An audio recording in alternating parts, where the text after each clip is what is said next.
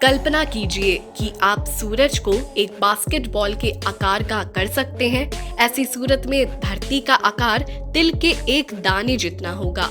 इतना बड़ा है हमारा ये तारा। लेकिन क्या हो अगर गैस और प्लाज्मा का ये धधकता हुआ गोला हमारे सौर मंडल में मौजूदा सबसे बड़ी चीज ना हो? क्या हो अगर सूरज धरती से छोटा हो? धरती के मौजूदा आकार जैसी 13 लाख धरतियां मिलकर सूरज जितनी हो पाएंगी। ये इतना बड़ा है कि हमारे पूरे सौर मंडल का 99% वजन केवल सूरज का ही है। ये धरती से छोटा केवल दिखाई देता है क्योंकि ये 15 करोड़ किलोमीटर की दूरी पर है। अगर मान लेते हैं कि सूरज धरती से छोटा होता तो धरती रहने लायक नहीं होती और सूरज के लिए कह सकते हैं कि ये बड़ा तारा कोई तारा ही ना होता। ब्रह्मांड में आकार मायने रखता है और दूरी भी। धरती की स्थिति संयोग से इतनी अच्छी है कि ना ही ये मंगल की तरह सूरज से इतनी दूर है कि जम जाए और ना ही शुक्र की तरह सूरज के इतना पास कि तपती रहे। हम खुशकिस्मत हैं कि सूरज के पास एक रहने लायक ग्रह पर हैं।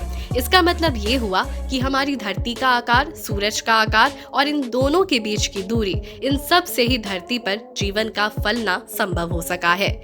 क्या होता अगर सूरज हमारे ग्रह से छोटा होता? एक तारे के वजन से उसका रंग और तापमान तय होता है। बड़े सितारे ज्यादा गर्म और नीले होते हैं, वही छोटे उससे थोड़े ठंडे और लाल। सूरज एक सफेद तारा है, ना ही किसी सुपर जायंट जितना बड़ा है और ना किसी रेड ड्वार्फ यानी लाल बौने तारे जितना छोटा।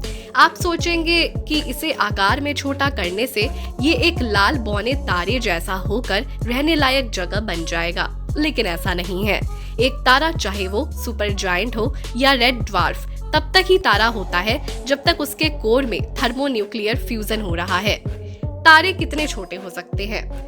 हमने अब तक ज्यादा रेड ड्वार्फ तारों को नापा तो नहीं है, पर अब तक में जिस सबसे छोटे तारे को हम जानते हैं वो धरती के 10 गुना वजन के बराबर है। ये अनुमानित रूप से फ्यूजन पर पाने जितना आकार के काफी करीब है। 10 धरतियों के वजन से जरा भी छोटा होने पर वो तारा नहीं रहेगा, बल्कि एक ठंडा और बगैर रोशनी का अवशेष मात्र होगा।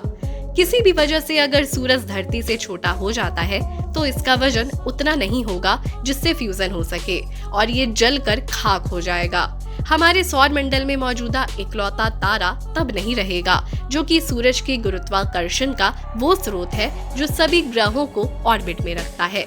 इसके ना होने पर ये सभी बगैर किसी लगाम अंतरिक्ष में विचरने लगेंगे। धरती पर मौजूद जीवन के लिए ये कोई अच्छी खबर नहीं होने वाली। चलिए दोबारा कोशिश करते हैं। इस बार सूरज का वजन जस का तस रखते हुए धरती को सूरज से बड़ा करके देखते हैं। धरती का वजन इसके मौजूदा वजन से कम 3,33,000 गुना ज्यादा होगा। इतना बड़ा ग्रह अपने आप में इतना दबाव और गर्मी पैदा कर देगा कि खुद एक तारा बन सके। जाहिर है इस गर्म तारे पर कोई जीवन नहीं बचेगा, लेकिन एक चीज काफी रोचक होगी। हमारे सौर मंडल में एक नहीं बल्कि 2 सूरज होंगे। ये एक बाइनरी सिस्टम बन जाएगा जहां 2 तारे एक दूसरे के इर्द गिर्द चक्कर लगाएंगे और सारे ग्रह इन दोनों के चारों ओर। ऐसे में धरती पर जीवन की कोई संभावना नहीं होगी, लेकिन दूसरे ग्रहों और यहाँ तक कि चांद पर भी जीवन होना संभव हो सकता है। अब तक जितने भी मंडल देखे गए हैं वहाँ या तो 2 तारे हैं या उससे ज्यादा। कुछ में तो रहने लायक परिस्थितियां भी हैं। कितना अच्छा होगा ना एक ऐसी दुनिया में रह पाना जहां आसमान में एक नहीं 2 सूरज दिखाई देते हों। ऐसे कुछ अनजाने रहस्यों को जानने के लिए बने रहे हमारे चैनल के साथ।